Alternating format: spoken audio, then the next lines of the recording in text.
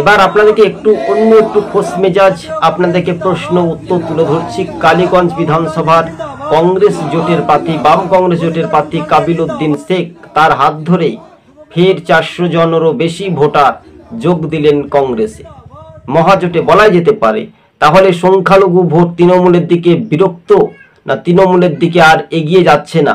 যদি 10% মানুষ যদি মনে করছেন তো শান্তি অবাধ সুষ্ঠু পরিবেশে ভোট হবে না, এমনটাই মানুষজন মনে করছেন।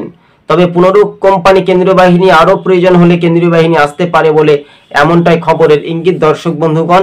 তাই আপনাদেরকে সেই চিত্রটা সামাজিক মাধ্যমে তুলে ধরার চেষ্টা করছি এবং আপনারা সরাসরি সেই ফুটেজটা দেখতে পাচ্ছেন।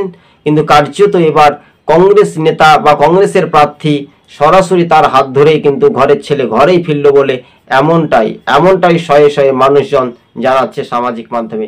ধন্যবাদ দর্শক বন্ধুগণ, আজকে ছিল এই।